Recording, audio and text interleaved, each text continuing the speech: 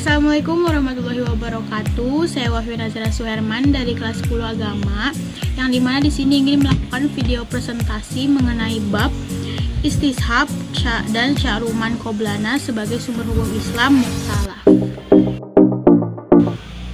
Pengertian istihab. Secara bahasa, istihab berasal dari kata istashaba yang bermakna menemani atau menyertai. Sedangkan secara istilah, istihab adalah suatu cara penetapan hukum syarak atas sesuatu didasarkan pada keadaan hukum sebelumnya sampai ada dalil yang mengubahnya. Dilihat dari sifat istihab, keadaan hukum tentang sesuatu tidak lepas dari dua keadaan, yaitu keadaan tidak ada hukum atau nafi dan keadaan ada hukum atau isbat. Kedudukan istishab sebagai sumber hukum Islam. Mengenai kehujanan istishab sebagai sumber hukum Islam, pendapat para ulama terbagi menjadi dua pendapat, yaitu sebagai berikut. Yang pertama, menjadikan istishab sebagai pegangan dalam menentukan hukum sesuatu yang belum diputuskan hukumnya, baik dalam Al-Quran, Sunnah, maupun Ijma'. Ulama yang termasuk dalam kelompok ini adalah Syafi'iyah, Hanabilah, Malikiyah, Zahiriyah, sebagian kecil ulama Hanafiyah, dan ulama Syiah. Yang kedua, menolak istishab sebagai pegangan dalam penetapan hukum Islam atau hujah. Pendapat ini diikuti oleh mayoritas ulama Hanafiyah. Macam-macam istishab. Ada beberapa macam istishab, diantaranya sebagai berikut.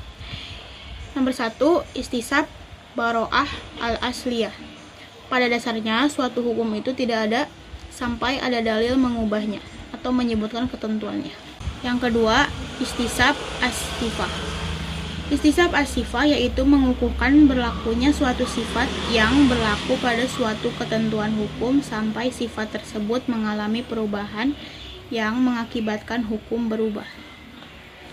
Yang ketiga, istishab al-hukmi. Istishab al-hukmi yaitu mengukuhkan pemberlakuan suatu hukum boleh atau mubah atau larangan atau haram. Yang terakhir, yang keempat, ada istishab syarak atau akal. Istishab syarak atau akal yaitu keberadaan hukum pada sesuatu ditetapkan berdasarkan akal atau syarak. Para ulama berbeda pendapat tentang nilai kehujanan istishab antara lain.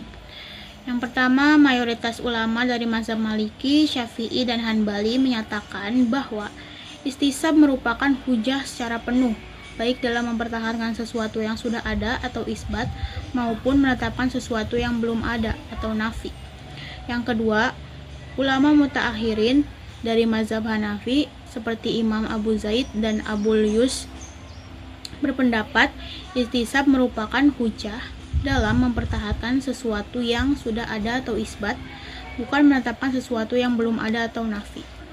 Yang terakhir, yang ketiga, mayoritas ulama mazhab Hanafi, sebagian ulama mazhab Syafi'i, Abul Husain al-Bashri, dan sekelompok ulama ilmu kalam berpendapat istishab bukan merupakan hujah sama sekali.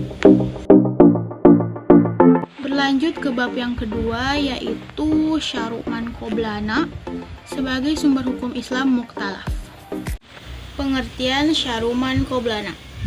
Secara bahasa, sya'ruman qoblana terdiri dari kata sya'ru berarti jalan, mengalir, atau tempat dilintasi orang minum untuk menghilangkan rasa haus. Juga diartikan jalan yang lurus atau tarikatun mustaqimatun. Man berarti orang atau umat, qoblana berarti sekitar.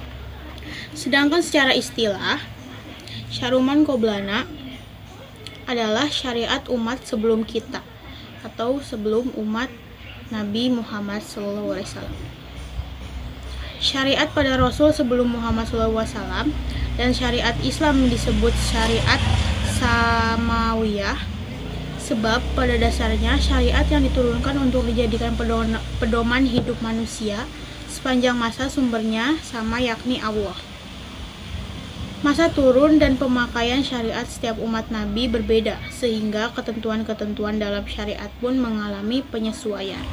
Kedudukan sya'ruman qoblana. Menurut Abu Zahra, kedudukan sya'ruman qoblana setidaknya ada 3 ketentuan yang harus diperhatikan.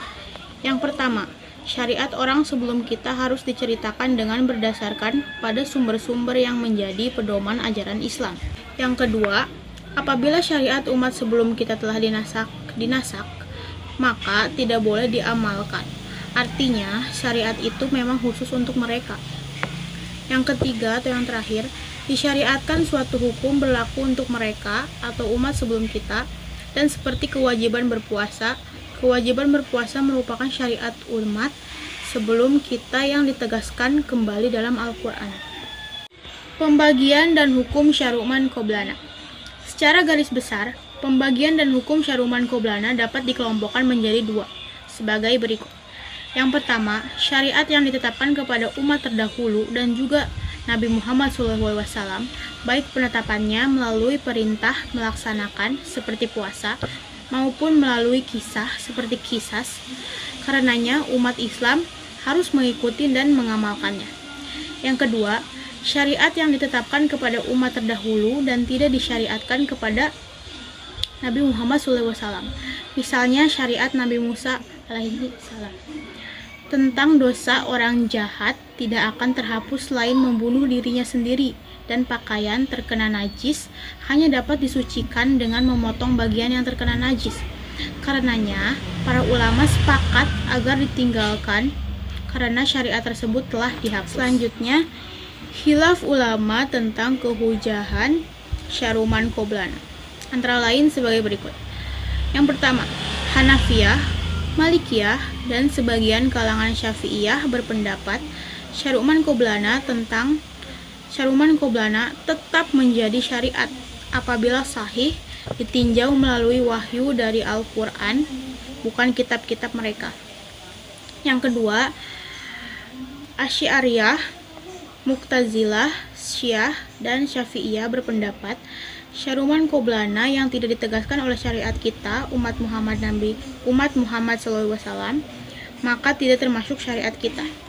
Yang ketiga, Bazdawi berpendapat bahwa Syar'uman Qoblana yang tidak ditemukan ketegasan pengamalannya bagi umat Islam, maka tidak berlaku bagi umat Islam sampai ditemukan dalil yang mewajibkan. Yang keempat atau yang terakhir, Ibnu Hazm berpendapat bahwa Syar'uman Qoblana laksana nas atau teks semata yang tidak perlu diamalkan. Sedangkan menurut Abdul Khalaf Wahab, syariat Islam menasak syariat terdahulu, kecuali ada penegasan bahwa syariat tersebut berlaku juga bagi umat setelahnya. Karena apabila tidak ada ketentuan Al-Quran yang menasak syariat terdahulu, berarti Syar'uman Qoblana diakui di dalam syariat Islam. Sekian presentasi dari saya, kurang lebihnya mohon maaf bila ada salah kata dan kalimat. Wassalamualaikum warahmatullahi wabarakatuh.